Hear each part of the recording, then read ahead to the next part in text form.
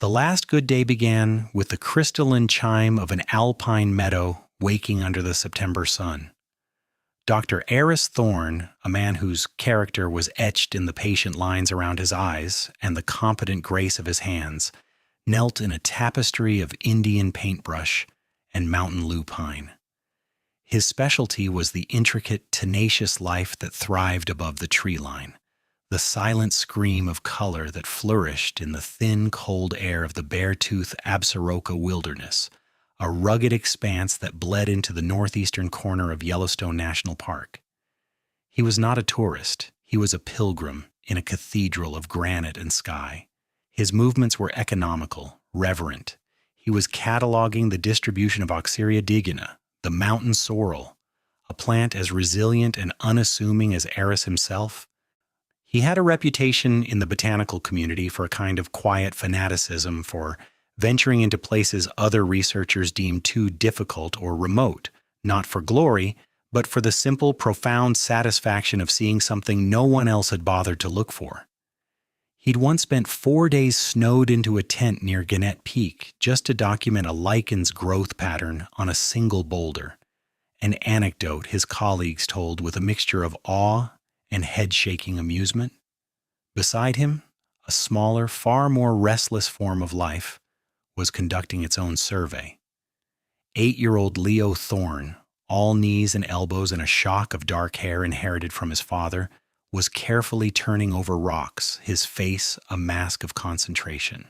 The bond between them was a silent, sturdy thing forged in the years since Leo's mother had left, a departure that had hollowed out a space in their lives that Eris had painstakingly filled with shared wonder. He was a single father, a role he inhabited with the same meticulous dedication he applied to his work. He taught Leo the names of the constellations, the difference between a golden eagle and a bald eagle, the quiet language of the forest. This trip was Leo's rite of passage, his first real expedition with his dad, away from the car-clogged main roads of the park. The boy's small backpack held not toys, but a field guide, a compass he was still learning to trust, and a half-eaten bag of gummy dinosaurs. "Dad," Leo whispered, his voice a conspiratorial hiss. "Is this it?" He held up a delicate flower, its petals a shade of impossible electric blue. Aris turned, and a slow smile spread across his face, softening the academic intensity. It was Mertensia alpina, the alpine bluebell, and a particularly stunning specimen. It wasn't their primary objective, but it was a gift. "That's it, buddy," Aris said, his voice warm. "That's our prize for the day." He pulled out his phone, a ruggedized model he kept for documenting finds. He framed the shot carefully, Leo's small, slightly grubby hand holding the flower, his face alight with discovery, and in the far distance the faint, iconic plume of a geyser they'd passed on the trail hours ago, a subtle breadcrumb of their location. Miles away, in a quiet suburban house in Bozeman, Alara Thorne's phone buzzed on her kitchen counter.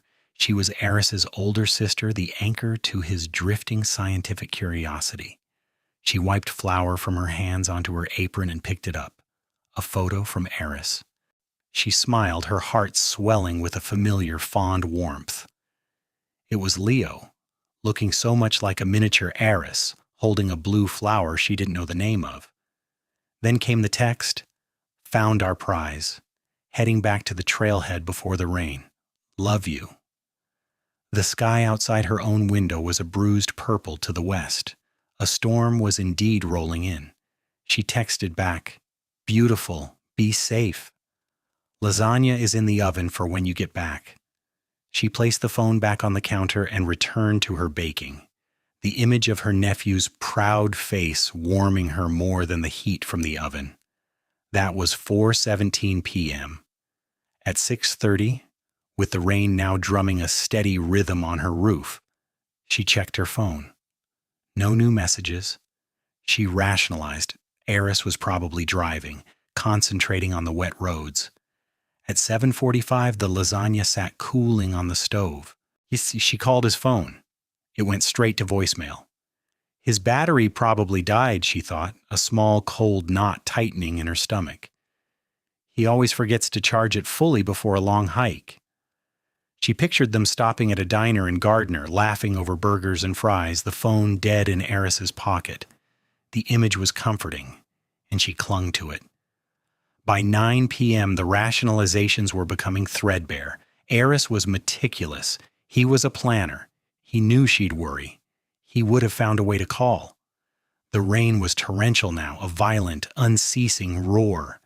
The cold knot in her stomach began to unspool, a creeping dread that chilled her skin. She paced the kitchen, her earlier contentment replaced by a frantic, buzzing energy. She called again, voicemail, and again, voicemail. The silence on the other end of the line was no longer passive. It was aggressive, a void that was actively consuming her peace of mind. Each minute that ticked by on the kitchen clock was a small, sharp blow. The image of them laughing in a diner had dissolved, replaced by flashes of a dark, wet forest, of a twisted ankle, of a sudden fall. At 10:23 p.m., the rationalizations were gone, burned away by pure, undiluted fear. Her hands were trembling so badly she could barely unlock her phone. She found the number she'd looked up an hour ago, a number she'd prayed she wouldn't have to use.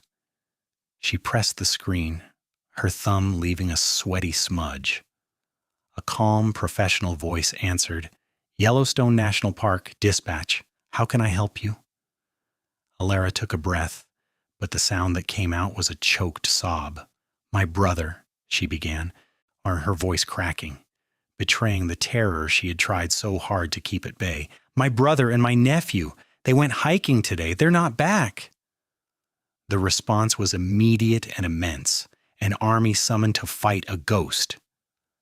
Before the gray light of dawn broke over the Absaroka Range, a command post had materialized at the Beaver Ponds trailhead where Eris's Subaru was found, locked and cold. It was a city of purpose in the heart of chaos. Satellite dishes bloomed from the roofs of communications trucks. Generators hummed a constant, urgent dirge, and maps of the region were spread across folding tables like sacred texts under the harsh glare of portable floodlights. The mobilization was a testament to practiced efficiency in the face of the unthinkable. Park rangers, their faces grim and set. I coordinated with search and rescue teams from 3 counties. Volunteers, a rugged mix of local ranchers and seasoned mountaineers, signed in, their quiet competence a small comfort against the vastness of the wilderness that had swallowed 2 of its visitors. The scale was staggering. A human net being cast over hundreds of square miles of raw, unforgiving terrain.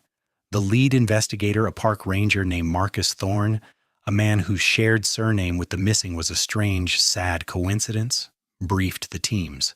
His voice was low and steady, cutting through the morning chill. The search methodology was a science unto itself. They would start with a Type 1 search, a rapid cursory sweep of the primary trail looking for obvious clues. Simultaneously, they would deploy the grid search teams. The area was divided into sectors on the map, each a square of a few hundred acres. Teams of 4, equipped with GPS units, radios, and survival gear, would sweep their assigned sector, spaced 20 yards apart, a human comb dragging through the dense forest. From above, helicopters sliced through the air, their rotors beating a frantic pulse against the mountainsides. They were the eyes in the sky, looking for a flash of color, a broken branch, any anomaly in the landscape's indifferent green and gray. K-9 units were deployed, the dogs whining with eagerness. The handlers explained the 2 approaches to Alara, who stood numbly by the command post. There were tracking dogs who could follow a specific scent trail left on the ground, but the torrential overnight rain had likely washed that trail into oblivion. Then there were the air scent dogs, trained to detect any human scent carried on the wind, a more viable but less precise tool. The limitations were as vast as the search area itself. The terrain was a vertical nightmare of deadfall, thick undergrowth, and sudden sheer drop-offs. The forest canopy was so dense in places that it would render aerial searches useless. The park's animal population was another grim variable. A grizzly or wolf pack could have scattered belongings, obscured a sight, or worse. Every rustle of leaves, every shadow was a potential sign and a potential danger. One of the searchers, a volunteer named Dave, a retired firefighter from Cody, found himself in a sector designated Grid 7 Bravo. It was a steep, north-facing slope choked with lodgepole pine and a treacherous carpet of slick, moss-covered rock. For 6 hours, he had been doing the searcher's trudge.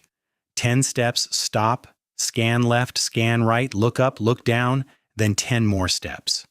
His throat was raw from shouting, "Eris, Leo!"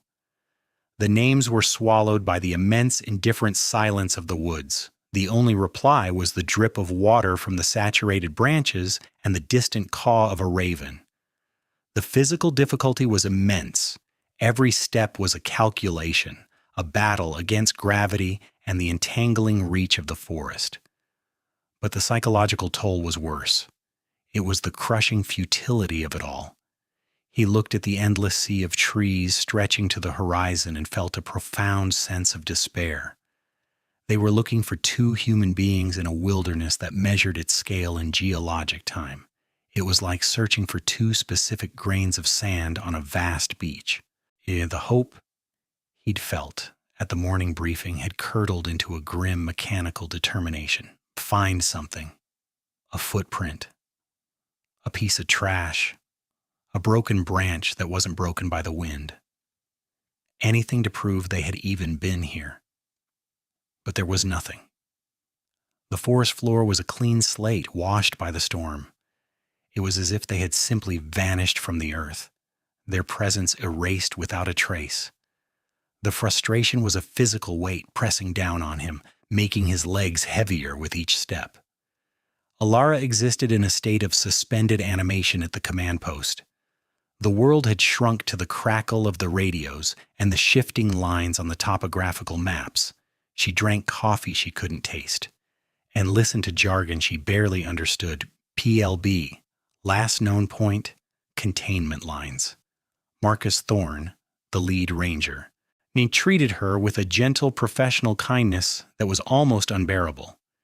He would update her every hour, his face a mask of stoicism that couldn't quite hide the lack of progress. The teams in Sector 4 are reporting nothing, Alara. We're moving the K9 unit to the ridge east of the trail. She would nod, the words floating past her. She spent hours staring at the huge map tacked to a board, her brother's intended route marked in red. The search grids expanding from it were a spiderweb of desperate hope. She traced the red line with her finger, then the branching search paths, trying to will a discovery into existence. She felt like a ghost haunting her own life, an observer to a tragedy that was still unfolding. The searchers were a blur of brightly colored jackets and grim faces. She watched them head out in the morning, full of purpose, and watched them return in the evening, their shoulders slumped with exhaustion and defeat. Each returning team that reported no contact was another small death to her hope. The command post, with all its technology and expertise, felt like a fragile sandcastle against the incoming tide of the vast, silent wilderness. Her mind was a battlefield of memory and fear. She would see Leo's face from the photograph, so full of life, and then her imagination, a cruel and inventive torturer, would conjure images of him cold and alone in the dark. The professional calm of the command post was a thin veneer over a pit of raw, primal terror, and Alara was standing right on the edge. On the third day, a shout crackled over the radio, sharp and electric, cutting through the monotonous static of negative reports. Command. This is Grid 12 Charlie. We have a find. I repeat, we have a find. A surge of adrenaline shot through the command post. For the first time in 72 hours, the oppressive weight of futility lifted. The find was a child's tattered red jacket, snagged on the splintered branch of a fallen tree at the edge of the Lamar River, miles from Eris's intended trail, and in a notoriously treacherous canyon. A swift water rescue team was dispatched, and photos were relayed back to command. The jacket was weathered, one sleeve torn almost completely off, as if it had been ripped away by the current. It was a tangible object in a search that had yielded nothing but echoes. The discovery sparked a terrible logical narrative that took hold with the force of a wildfire. The new theory was swift and brutal. Aris and Leo had become disoriented. Perhaps in the onset of the storm, they had left the trail, attempting a shortcut or following a game path. They had ended up in the canyon, trying to follow the river out. In the dark and the rain, Leo, small and exhausted, had slipped on the slick rocks and fallen into the raging water. Aris, a devoted father, would have gone in after him without a second's hesitation. It was a story of tragic accident, of paternal love meeting the indifferent, overwhelming power of nature. It was horrifying, but it was an answer.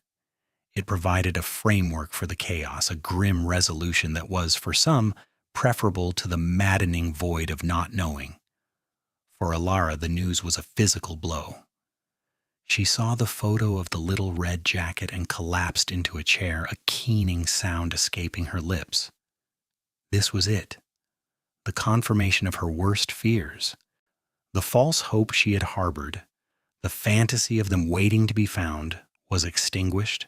The entire search operation pivoted. The meticulous grid searches in the high country were called off. Resources were reallocated with desperate urgency.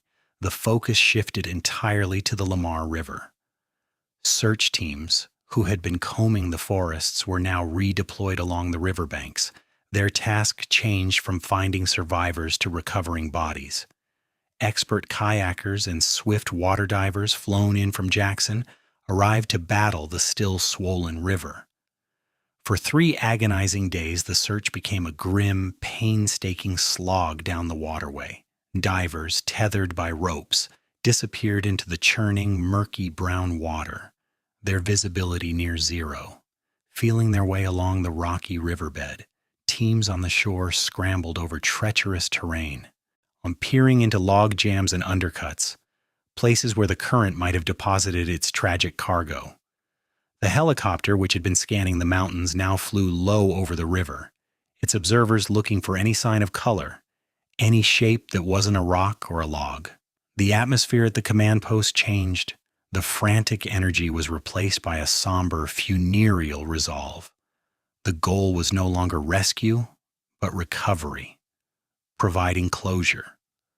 But the river, like the forest before it, yielded nothing. On the 4th day of the river search, Marcus Thorne brought a high-resolution print of the jacket to Alara. She had been sedated by a doctor and was sitting wrapped in a blanket, her face pale and drawn. He knelt before her, his expression full of a sorrow that went beyond professional duty. "Alara," he said gently, "I need you to look at this one more time, just to be absolutely sure." She flinched from the photograph as if it were hot, but forced her eyes to focus. She stared at the tattered red fabric, and then, through the fog of her grief, a small, sharp detail pierced the haze, a detail that didn't fit. "Leo hated red," she whispered, her voice hoarse. "He refused to wear it." Her mind, suddenly clear and sharp, raced back. That jacket, it was a hand-me-down from his cousin. It was always too big in the shoulders. I bought him a new one for the trip. A blue one with a hood. He loved it. He wouldn't have worn this one. He would have thrown a fit. The information was relayed up the chain of command. An investigator contacted the jacket's manufacturer. The style number, still faintly visible on the tag, was from a line that had been discontinued in 2010. Leo would have been a toddler then. The jacket couldn't have been his. It was a piece of random detritus, a ghost clue, a cruel coincidence that had led them all on a multi-day, multi-agency wild goose chase.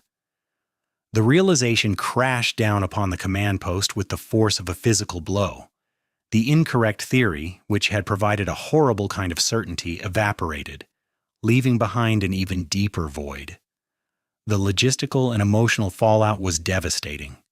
The teams were exhausted, their morale shattered. The brief surge of purpose was gone, replaced by a profound and bitter sense of failure. A week later, with winter snows beginning to dust the high peaks, the official, large-scale search for Eris and Leo Thorne was formally suspended. 7 years passed. The world, and with its short memory and insatiable appetite for new tragedies, moved on. The Thorne disappearance solidified into a piece of Yellowstone folklore, a cautionary tale whispered around campfires. It became one of those stories, filed alongside other unsolved vanishings, that served as a grim reminder of the wilderness's sovereignty.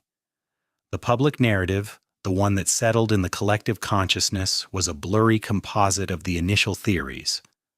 Eris Thorne, the brilliant botanist, and his young son had simply been overwhelmed. They got lost, they succumbed to the elements, or they had a fatal encounter with a grizzly. The debunked river theory, with its visceral cinematic horror, still clung to the story's edges in retellings, its factual inaccuracy no match for its dramatic power. The official case file was relegated to a cold case cabinet, a thick manila folder full of maps, reports, and the faint, lingering scent of futility. But for Alara Thorne, time had not moved on. It had fractured on that September evening 7 years ago, and she was living in the shattered aftermath. Her house, once full of the scent of baking, now smelled of old paper and the faint hum of electronics. The world saw a tragedy that was over. She lived inside a mystery that was brutally, painfully present. The false narrative was a constant low-grade torture. She'd see it in anniversary articles online, in true crime forums where armchair detectives confidently declared the case obviously an animal attack. Each misinformed comment, each repetition of the debunked river theory was a small, fresh wound. She refused to let the story die. She refused to let the false narrative be the final word. One Tuesday afternoon, the gray light of a Bozeman autumn filtering through her window, she was engaged in her ritual of defiance. Her fingers moved across the keyboard, updating the website she had built from scratch, finderisanleo.com. It was a digital monument, a repository of every fact, every photo, every flyer. She uploaded a new blog post, not a plea for help anymore, but a detailed refutation of the animal attack theory, complete with quotes from wildlife biologists she had consulted. It was meticulous, academic, a reflection of the brother she was trying to find. The site was her battleground. After posting, she picked up the phone and dialed a number she knew by heart. "David," she said, her voice devoid of pleasantries. "Alara Thorne." On the other end was David Gallo, a retired private investigator she had hired 2 years ago with the last of her savings. "Anything from the Freedom of Information request on the park's seasonal employee logs for 2017? She asked. He sighed, a sound she had come to know well. "Still stonewalled, Alara. They're citing privacy concerns." "They're citing laziness, David," she countered, her voice sharp. "Keep pushing. There's something there." She hung up and stared at the wall, at the huge framed topographical map of the search area, now faded from the sun. It was her constant companion, her tormentor. She had fought against the narrative in every way she knew how. She had hounded the Park Service, re-interviewed witnesses the police had dismissed, and spent countless nights falling down rabbit holes of online research. She was not a grieving relative waiting for news. She was the lead investigator in a case with no evidence, no suspect, and no crime scene. Her hope had undergone a strange alchemy over the years. The frantic, desperate hope of the first year had burned away, leaving something harder, colder. It was no longer the hope of finding them alive, a fantasy her rational mind had long since been forced to abandon. It was the hope for truth, the hope for a single verifiable fact that could dismantle the wall of speculation and silence. The not knowing was a malevolent presence in her life. It was a house with no doors, a book with the last chapter ripped out. Grief, she had learned, was a process. It had stages, but her grief was frozen at stage 1, suspended by the absence of a grave, the absence of a story. She didn't want closure. The word felt cheap, insulting. She wanted facts. She wanted the period at the end of the sentence. She missed her brother with an ache so profound it was a physical part of her, a phantom limb that throbbed with every memory. And Leo, thinking of Leo was a different kind of pain, a sharper, more unbearable agony. He would be 15 now. She would see boys his age on the street, and her breath would catch in her throat. Her fight was not just for Eris, but for the little boy in the photograph, the boy whose story had been stolen before it had barely begun. She would not let him remain a ghost. Hundreds of miles away, in a remote and geologically unstable section of the park, officially closed to all public access, two figures were making their way up a steep scree slope. Chloe and Ben were in their early 20s, fueled by the potent cocktail of youthful arrogance and the thirst for social media validation. Their goal was to find and film an uncharted thermal feature for their fledgling adventure channel, a shortcut to the kind of viral fame they craved. They moved with a reckless energy, ignoring the warning signs that designated the area as hazardous due to unpredictable geothermal activity and unstable ground. The air smelled of sulfur, and the ground under their feet was unnervingly warm in places. Chloe, leading the way, placed her foot on a loose patch of shale. It slid out from under her with a sickening, grinding sound. She yelped, her arms pinwheeling as she began to slide down the steep, gravelly slope. Ben shouted her name. Instinctively, she threw out a hand, her fingers closing around the rough, dead bark of a gnarled, skeletal pine tree that jutted from the slope. The impact jarred her shoulder, but she held fast, her slide arrested. She hung there for a moment, her heart hammering against her ribs as she pulled herself up, gasping for breath. Something caught her eye. It was something just above her head, tied to a thick, high branch, almost perfectly camouflaged against the dead wood. It wasn't a bird's nest. It was a bundle. She pointed, her voice shaky. Ben, look at that. He scrambled over to her. Tied securely to the branch with a length of faded green paracord was a bundle of clothing. A man's waterproof shell jacket, a smaller child-sized jacket tucked inside it, and a small canvas backpack.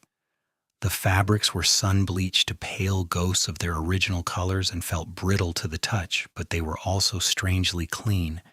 Free of the muck and mildew one would expect after years in the wilderness, the way they were bundled and tied high off the ground felt deliberate, intentional. It wasn't just lost gear dropped by a careless hiker. This was something else. A chill that had nothing to do with the mountain air crept over them. The bravado that had propelled them into the restricted zone evaporated, replaced by a primal sense of unease. "What do we do?" Ben whispered. "We shouldn't be here. If we report this, we'll get a massive fine." Chloe stared at the bundle. The image of a child's jacket, neatly folded and tied, was profoundly unsettling. "This isn't right, Ben," she said, her voice firm. "This feels important, like really important." The internal debate was short-lived. The solemnity of the find, the quiet, insistent wrongness of it, each overpowered their fear of getting in trouble. This was bigger than their channel, bigger than a fine. With a new, sober sense of purpose, Chloe pulled out her phone. She carefully took photos of the bundle from every angle. She opened her mapping app and took a precise GPS reading of their location, saving the coordinates. They didn't touch the items, they left them as they were, a silent testament hanging in the wind. The hike out was different. The thrill was gone, replaced by a heavy sense of responsibility. They spoke little, each lost in their own thoughts. They drove to the Old Faithful Ranger Station, the nearest manned post. A young, fresh-faced ranger was on duty, looking bored. They explained what they had found, their voices hushed, expecting skepticism. The ranger listened, his expression neutral. It's as he took down their statement. He seemed ready to dismiss them as thrill-seekers until they showed him the photos and the GPS coordinates. He typed the location into his computer. It was deep within the Gallatin Range, in a highly restricted zone. He then began a keyword search in the cold case database, typing in child's jacket and backpack, Gallatin. A flag popped up on his screen, blinking red. Case file, Thorne, Eris, and Leo. Status, cold, suspended, 2017. An older, more senior ranger, a man with a deeply lined face and weary eyes who was passing by the desk, happened to glance at the screen. It was Marcus Thorne, now a chief ranger just a few months from retirement. He stopped dead. He stared at the screen, then at the two young hikers. The color drained from his face. The ghost he thought he had laid to rest 7 years ago had just walked back into his life. The case was no longer cold. The bundled jackets and backpack were recovered by a forensic team with the care usually reserved for an active crime scene. The items were photographed, documented, and sealed in evidence bags before being flown directly to the FBI's legendary laboratory at Quantico, Virginia. There they landed on the stainless steel workbench of Dr. Isabel Rossi, a forensic palynologist, a scientist who read stories in the microscopic world of pollen. Her lab was a temple of sterile precision, filled with mass spectrometers, high-powered microscopes, and air filtration systems that hummed a constant low note.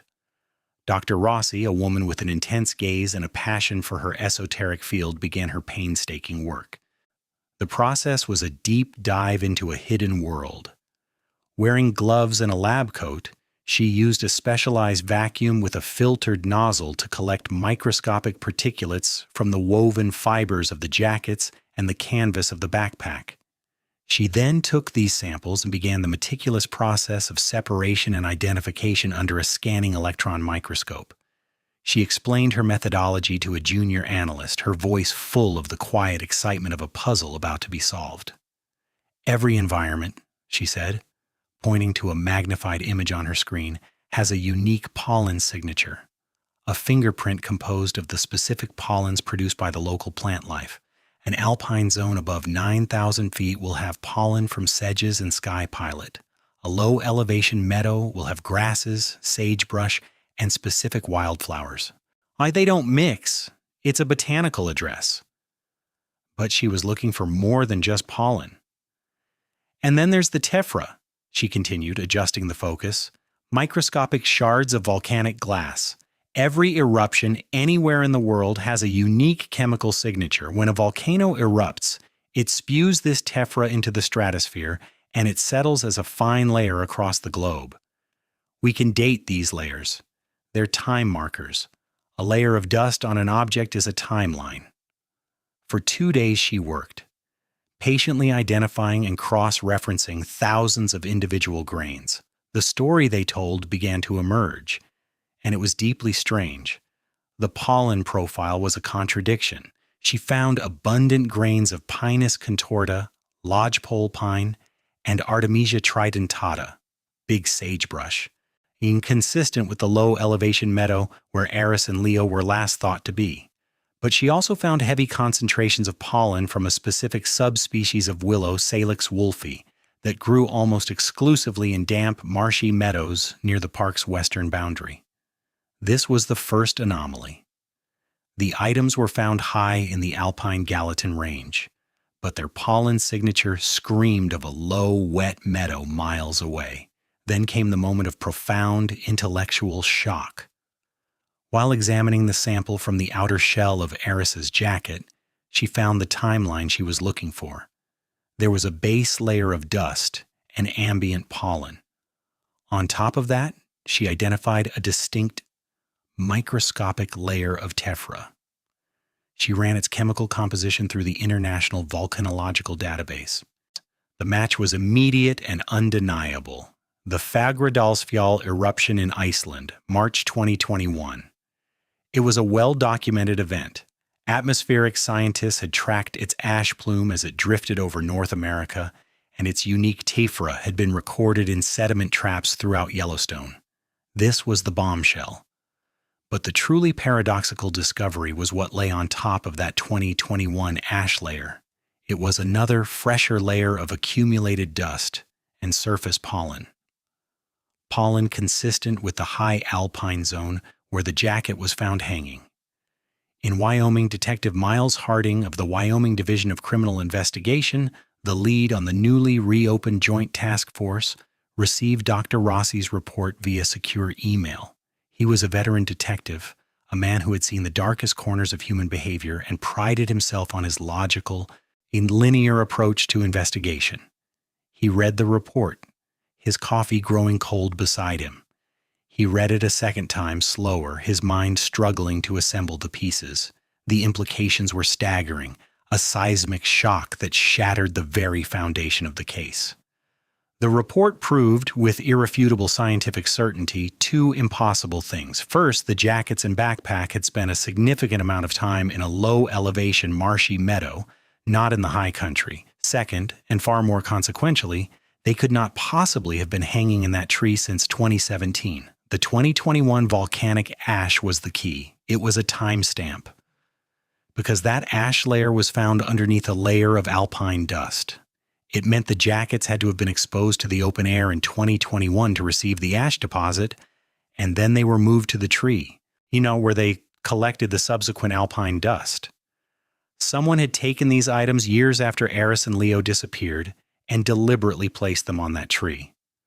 The entire lost in the wilderness narrative and the bedrock of the case for 7 long years was not just wrong. It was a deliberate fabrication. The scene was staged. This wasn't a tragic accident. It was a homicide, and the perpetrator had just made their first mistake in 7 years. Harding leaned back in his chair, the sterile language of the forensic report ringing in his ears. The ghost of Eris Thorne had just handed him a map. The conference room at the DCI office in Cheyenne was electric with a renewed predatory focus. The old maps of the search grids were gone, replaced by new ones: vegetation surveys, hydrological charts, and geological strata maps. Detective Harding stood before his team, a mix of state investigators, an FBI liaison, and Chief Ranger Marcus Thorne, who had postponed his retirement to see this through. "Forget everything we thought we knew," Harding began, his voice low and intense. "Rossi's report gives us our killer's mistake. He held on to these items for years. Then for some reason he got spooked and decided to stage a scene to reinforce the old wilderness narrative. But he got sloppy. The pollen on those jackets is our new starting point. We're no longer looking for lost hikers. We're looking for a burial site." The new theory was that the crime, a murder, a kidnapping, had occurred in the specific low-elevation marshy meadow identified by the pollen. The killer had then buried Eris there and fled with Leo. The staging of the jackets years later was an act of a guilty conscience, a panicked attempt to divert any future suspicion. The new investigation was a scalpel, not a sledgehammer. Harding's team fed Dr. Rossi's specific pollen profile, the sagebrush, the lodgepole pine, and the critical Salix wolfie willow, into a GIS program, cross-referencing it with the park's exhaustive vegetation database.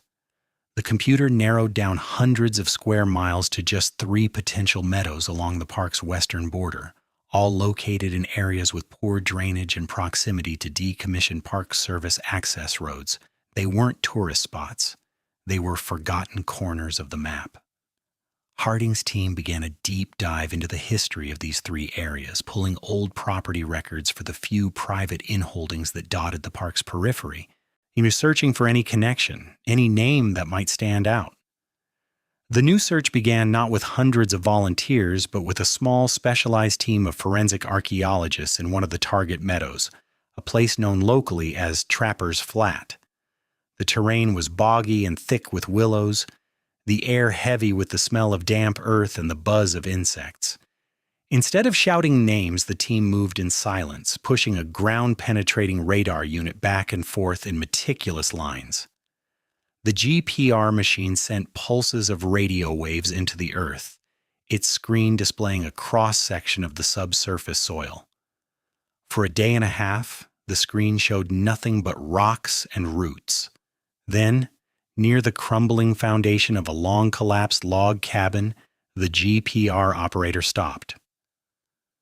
"Got an anomaly," he said, pointing to the screen. "Disturbed earth. Well, about 4 feet down. The right size and shape." The excavation began with surgical precision. They removed the topsoil, then began carefully brushing away layers of dirt. 2 hours in, they hit something. Not bone, but the rotted fabric of what might have been a canvas tarp. Beneath it, the dig became even more delicate. They unearthed partial skeletal remains. A forensic anthropologist on site quickly made a preliminary identification based on the pelvic bone and the length of the femur. An adult male, height and age consistent with Eris Thorne. A wave of grim satisfaction and profound sadness washed over the team. They had found him, but the discovery was not over. As they continued to excavate around the remains, carefully sifting every handful of earth, one of the technicians found something else. It was a hand-carved wooden bird. Its shape crude but clearly recognizable as a mountain bluebird. It was the kind of thing a child would whittle. It must have been in Leo's pocket. The discovery was heartbreaking, a tiny relic of the boy's last moments with his father. Then came the final critical piece of the puzzle.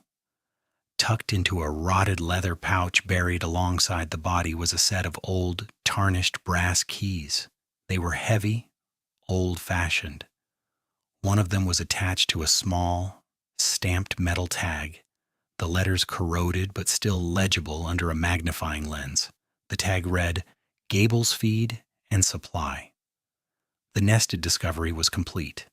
They had found the victim, a clue pointing to the child, and now a key that might finally unlock the identity of the shadow who had haunted this case for 7 years. The hunt for the owner of the key began with a sense of barely suppressed excitement in Harding's office. The name Gable's Feed and Supply was a solid, tangible lead, the first of its kind in the entire investigation. Database searches revealed the business had been located in West Yellowstone, Montana, a small, gritty town that lived in the shadow of the park's grand entrance. It had been a fixture for decades, selling grain, hardware, and supplies to the local ranchers and outfitters, but the trail quickly grew cold. The business had shut its doors in 1998, a victim of changing times and the rise of big-box stores. The owner, a man named Albert Gable, had died in 2005. Harding's team spent a frustrating week chasing down ghosts. They tracked down Albert Gable's 2 surviving children, now in their late 70s and living in Arizona. In a long, rambling phone call, they spoke of their father's store but had no memory of a remote cabin or a specific set of keys. They hadn't been back to Montana in 20 years. The lead, which had seemed so promising, felt like it was dissolving into another dead end. The frustration in the incident room was palpable. They had the murder weapon. A forensic pathologist had determined Eris died from blunt force trauma to the back of the head, consistent with a shovel found near the burial site and the location, but the killer remained a faceless phantom. The breakthrough came from the youngest member of the team, a sharp, tech-savvy analyst named Kenji Tanaka. While the senior detectives were chasing property deeds, Tanaka had a different idea. The cabin wasn't on private land, he posited during a late-night brainstorming session. It was an old pre-park structure on a federal land that the Park Service just let crumble. What if someone was using it unofficially as a hunting camp or a squatter's shack? He began a painstaking cross-reference. On one screen, he had the Gable family tree going back to Albert's siblings and cousins. On the other, he pulled decades of internal Park Service records he'd acquired through an interagency request, lists of seasonal employees, maintenance workers, even citations for poaching and illegal camping going back to the 1980s. For hours, he stared at the 2 datasets, looking for a single name that appeared on both. At 2:17 a.m., he found it. Silas Gable, Albert Gable's nephew. He had worked as a seasonal groundskeeper for the Park Service for 4 years, from 2014 to the fall of 2017. His employment was terminated in October 2017, 1 month after Aris and Leo disappeared, for chronic absenteeism and unreliability. His last known address was a small, run-down property on the outskirts of West Yellowstone. The name hit the investigation like a lightning strike. Suddenly, they had a shadow with a name. The team rapidly built a profile of Silas Gable. He was now 58 years old. He lived with his wife Mary in the same small house listed in his employment file. The picture that emerged was of a man left behind. Silas had a scattered history of petty crimes, a DUI, a minor assault charge from a bar fight, a citation for illegal trapping. He floated between seasonal jobs, never holding one for long. He was a man drowning in quiet desperation, yet living a hand-to-mouth existence on the fringes of one of the world's greatest natural treasures. He had inherited the nearly worthless family name and a deep-seated resentment for the government, the park, and the stream of wealthy tourists who treated his home as their playground.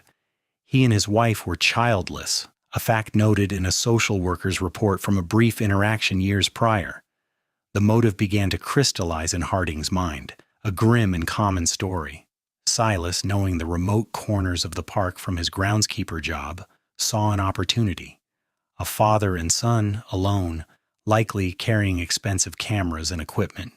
It was supposed to be a simple robbery, but something went wrong. Silas was not a master criminal. He was a desperate opportunist. The profile was complete. They had their man, his context, and his likely motive. The time for investigation was over. It was time for a conversation. The drive to West Yellowstone was quiet, the weight of the last 7 years pressing in on the unmarked sedan. Harding and Marcus Thorne drove together, the young detective and the old ranger, two men bound by the same ghost. Silas Gable's house was just as the file described, a small clapboard structure with peeling paint and a yard full of rusting automotive parts. A tired-looking woman with nervous eyes answered the door. Mary Gable. "We're looking for Silas," Harding said, his voice calm and even. She wrung her hands. He's out back, mending the fence." They walked around the side of the house. Silas was there, his back to them, hammering a loose board. He was a wiry man, weathered and thin, his movements jerky. He turned as they approached, his eyes immediately wary, suspicious. He looked like a cornered animal. Harding didn't waste time with pleasantries. He held up a clear evidence bag containing the single tarnished brass key with the metal tag. "We found this, Silas," Harding said. "At the old cabin in Trapper's Flat, we found it with Eris Thorne. We need to talk about him, and about his son, Leo." The effect was instantaneous and absolute. The hammer dropped from Silas's hand. The color drained from his face, leaving a sickly gray pallor. His legs seemed to give way, and he stumbled back, catching himself on the fence post. A low, guttural sound, a mix of a sob and a gasp, escaped his lips. His entire body began to tremble. It was the collapse of a man who had been carrying an impossible weight for 7 years. He slid down the post and sat heavily in the dirt, his head in his hands. The confession came not in a torrent, but in broken, halting fragments pieced together by Harding's patient questions. It was exactly as they had theorized, a robbery gone horribly, tragically wrong. "I just wanted the camera," Silas mumbled, his voice thick with a despair that was years old. "I saw them on the trail. Figured they had money, fancy gear. I followed them. Waited till they were at the meadow." He had confronted Eris near the old cabin, brandishing a shovel, trying to be intimidating. But Eris hadn't been scared. He'd been protective. He had stood his ground, shielding Leo behind him. "He wouldn't back down," Silas cried, tears now streaming through the dirt on his face. "He came at me. We struggled. I just swung. I didn't mean to. I just wanted him to stop." He had hit Eris in the back of the head. The botanist had fallen and not gotten up. In a blind panic, Silas had dug a shallow grave, buried the body, and taken the terrified, weeping 8-year-old boy. He drove Eris's car to the Beaver Ponds trailhead to create a false starting point for the search. He took the boy home to his wife, Mary, both of them paralyzed by fear and stupidity. Years later, when he heard a podcast mention that cold cases were being re-examined with new technology, he panicked. He retrieved the jackets and backpack, which he had hidden in his attic, and drove into the park at night, hiking for hours to plant them in the tree, a desperate, clumsy attempt to solidify the story that the wilderness had claimed them. The primary mystery was solved. Harding felt a familiar, grim resolution. Justice for Eris Thorne was at hand. He looked down at the broken man. There was one last piece.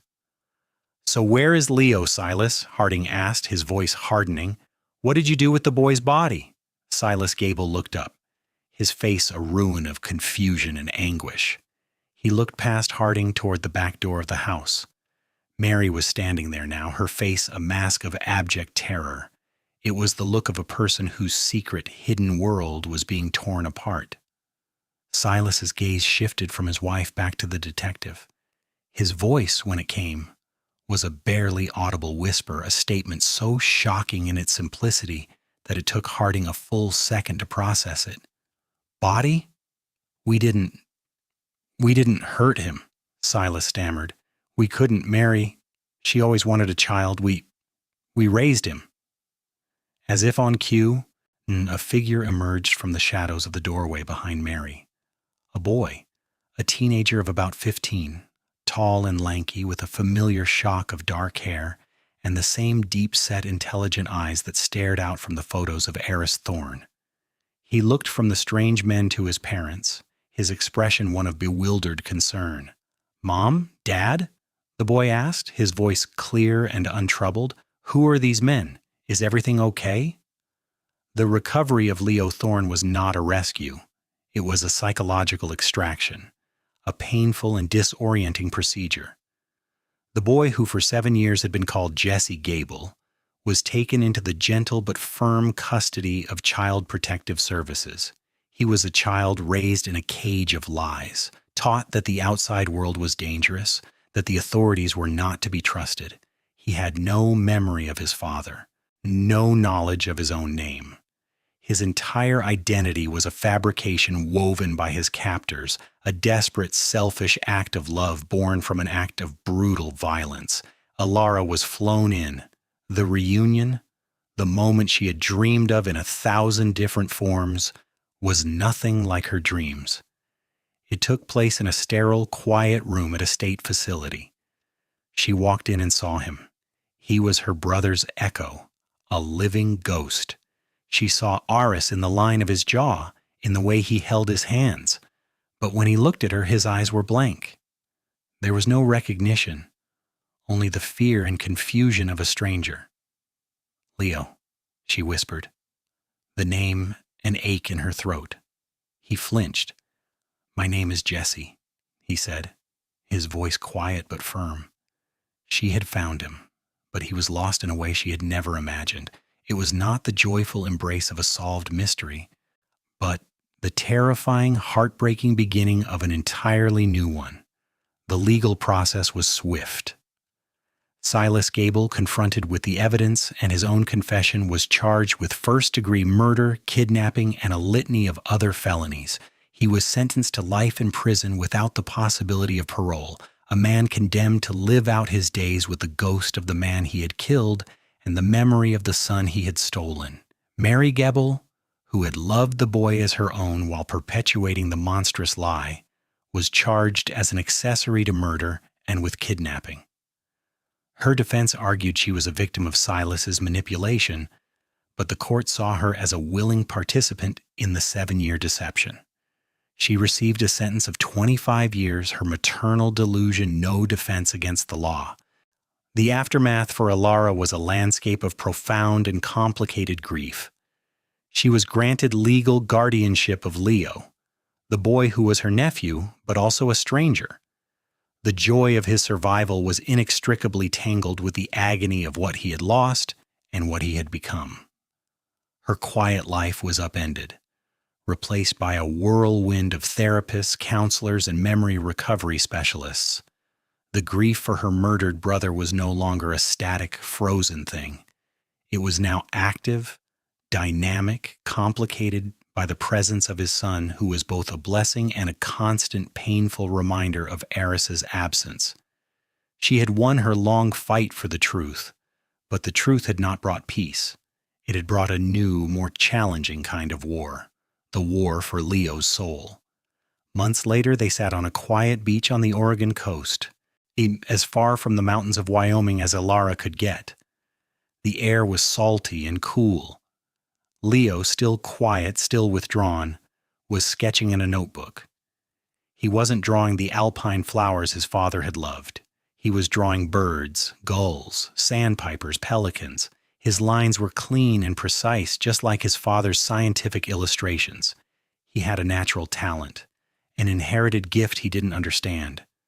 Alara watched him, her heart a tangled knot of emotions, a fierce, protective love for this boy stranger, a bottomless, aching grief for the brother she would never see again, and a terrifying uncertainty about the road ahead. Would he ever remember Eris? Would he ever feel like her family? Or would he forever be Jesse Gable, a ghost living in Leo Thorne's body? She had her answer. She knew what had happened, or she had brought a measure of justice to the world for her brother. But the neat resolution she had craved for 7 years was a fiction. The truth wasn't an ending. It was the beginning of a long, painful walk home, a journey whose destination was unknown. She looked at her nephew, the son of the man she missed more than life itself, and understood that her vigil was not over. It had simply changed its form.